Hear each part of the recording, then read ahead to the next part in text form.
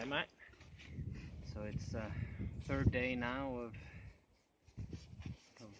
doing or recording, doing this. Batteries run out.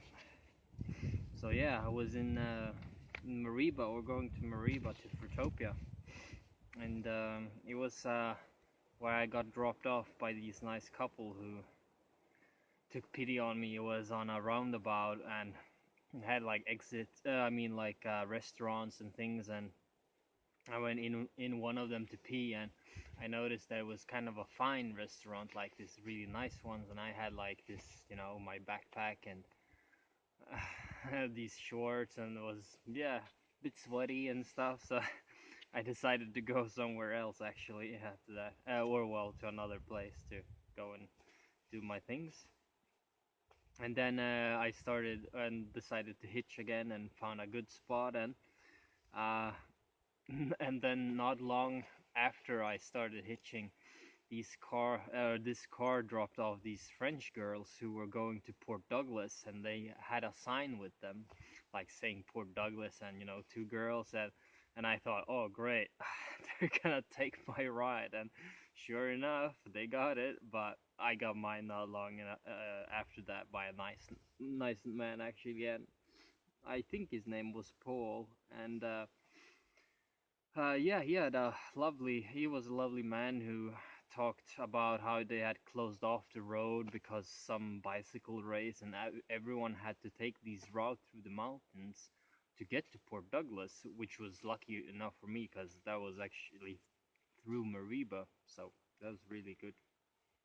And he was from Australia and drove very carefully through the mountains, and he even gave me a number to a guy who was working with agroforestry, and thought I could give him a call because I seemed like a good guy to get a job there, and I thanked him, of course, but I never rang. I wasn't there for a job, but it's interesting how jobs can come about.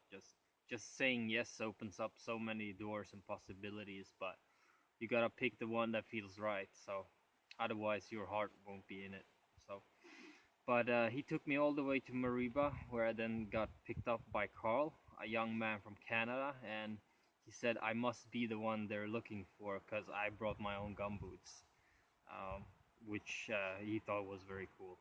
And so we drove up, and the funny thing is, like, just before I actually was flying up to Cairns, I thought, should I just leave my gumboots? Because like they were still hanging out from the backpack on the airport. Like, oh, maybe I should just leave them here and not bring them. But I decided to bring them anyway. And she just wrapped it up sort of nicely on in the airport, and off it went. So it worked.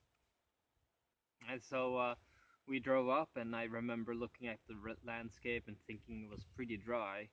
Even though we were in the tropics, like inland, it's still dry and a bit colder during nights because we were actually going up. It's like the tablelands, yeah. And it's not like by the coast at all. Like he told me about the farm and what was going on there, and it seemed as if something just had happened, and I could just chill from it. Like, and when we arrived, I could see this massive orchard of mixed fruit trees that I've never seen or heard of before. Like they had black sapote, noni, ice cream beans, soursop, rollinia, lots of oranges, bananas, and coconuts, and lots of avocados and papaya, jackfruit. Well, yeah, they you name it. Like they had a lot. Like, and it was winter season, which has less than summer season as well, but it was still like abundant. You could eat as much as you like. But I arrived in the afternoon, and Carl showed me my room where I put my stuff, and it was a room with three beds. And although I was the only one in that room, I then went out and said hello to the others, and I could see Julian, David, and we're sitting in the we're at Fruitopia Central, and I said hi and went in and looked around in the kitchen. Carl showed me where the food was, and shower and toilet and such. And a lot of change was happening during the time I was there. There was a transition of people who were not like beneficial to the farm anymore, and so they were leaving, and I just came in that period of time, so there was a lot of emotions in the air, but it was all good. I really liked Fruitopia for its openness and creative outlet. Like here, you could really help out and do what you felt you were good at. Julian liked carpentry, and so he spent a lot of time building and fixing things. And he renovated the glass windows and built walls and made new kitchen sinks and things of that nature. And Carl, he really loved fruit. He was a fruitarian and ate a lot of avocados at night, like to the point he got bloated and had sweats during nights. But yeah, lots of emotional. Um, oh yeah, must have been a double paper here. Let me see. Yeah, lots of emotional eating. Because if you don't ground yourself somehow, you'll sort of overeat or do something else to compensate for that. Like, so I tried the fruitarian diet for 4 days, but it wasn't really enough for me. I got pain in my left side of my belly, and I also felt that I needed something more than avocados, papaya, oranges, passion fruit, some frozen fruit, and pomelos, and to sustain myself. Because like I would have loved coconut to have that, but they weren't ripe yet. So, but yeah, yeah, for me anyway, because that what was available in abundance at that time. You could eat as much as you wanted there. Like really, there is no shortage. So I'm sure, yeah, I would love to try it like more. Maybe another time, like to have bananas as well. Like since it's so dry, like they don't come on like it's not available all the time. You still have to wait for the rain and things like that. So they really grow with the rain. So they were in a commercial mixed orchard and were irrigating from the river below. And they were organic, and the orchard was owned by a name guide Clinton who lived down in Adelaide and owns an organic shop there. And if you've been there, I'm sure you have met him actually. And anyway, he loves fruit so much. And at one point, he was fruitarian and bought the place with someone else, but it didn't work out. So he bought him out and trying to keep the place going. And so he pumps money from his shop to keep the place because at the moment, or when I was there, they were not making any profits from the farm. So each Saturday, he went to the Mosman market to sell some fruit, and we could pick in the middle of the week whatever sold the best, which was usually avocados at the time, and we also had pomelos and mandarins and black sapotes and passion fruit and jackfruit, and I got to come one time to see for myself, which was really nice. Like so many good avocados, like really good ripe ones. They're amazing, amazing fruit, especially to mix them with oranges. They do really well with oranges or citrus of any kind. So it's a good combination actually. But yeah, like I said, like if you want to live on a, you have to use that energy, that really high excess energy. Otherwise, you will just you have to compensate, and you have to do something else that lowers you back to that frequency. Otherwise, you won't work. Like you have so much energy and you feel so light, but you have to create from it. Otherwise, you can't sustain yourself basically. So otherwise, I spent my time there doing what I felt I could help out with, which was usually anything that needed to be done, like building, weeding, planting, and picking, and mulching, and scything, sprinkler checking.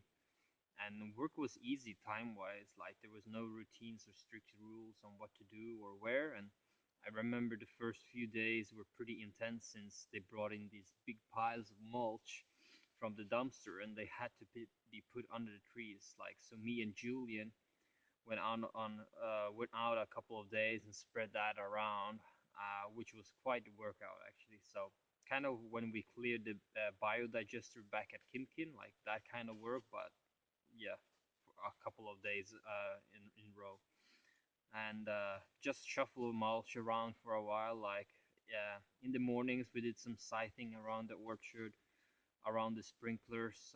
There's grass called guinea grass, which grows really tall if you don't cut it. So it becomes really strong and hardy as well. So we went around and scythed that.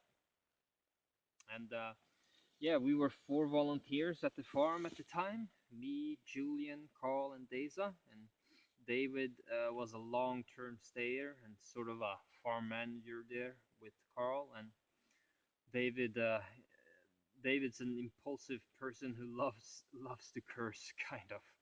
But yeah, he was great. He took care of so much and worked his butt off to have the farm running. Like really, he did so much. Like every night, like sprinkle checking and stuff like that, which was routine on the farm. Like you had to see that the sprinklers were working. So basically, the only way you could do that is to have them running. So you have to put your rain gear on or raincoat and go out at night because that's when we irrigate. So yeah, just go around and see if they're working, and you have to clear all the grass and things like that, like on the day before, and yeah, just making sure it works. And it was a lot of sprinklers. Like you don't do them all at one time. You don't. You just do one row and make sure they check, and then you do next one next day, and so on.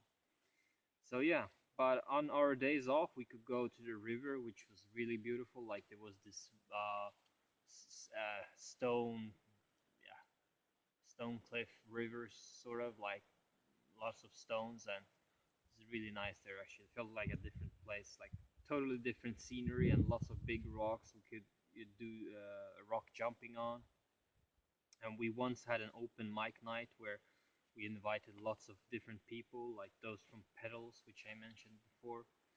And Julian had a parkour session with us down at the river. And we started off with some simple rock jumping and progressed to a small jump over running water. And some people decided to go naked, but he told us some valuable tricks to have in mind when you jump, like always land on both feet unless you're going to jump in sequence. And yeah, we did some crab crawling and pretending the world was sideways and crawled on the rocks just to use all of your muscles and sort of that exercise. And it was a nice session actually. Um,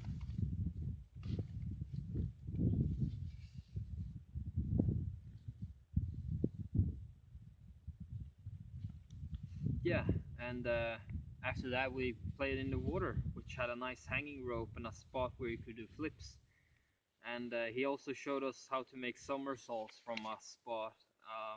I tried a couple of times, but I have to unblock that. I have some kind of fear or blockage from my youth where tried to do a somersault the first time, and I did it in a leaf pile, and I didn't go all the way, so I sort of landed on my neck in the leaf pile, which was yeah, it wasn't very nice, and I think like sort of never did it again or never wanted to do it again. So I have this sort of fear or blockage. I just yeah freeze up or cramp up because it goes way back to that time. So I have to unblock that. I have to successfully manage to do somersaults, and then it will go away. I think, hopefully, or I think. But yeah, mm,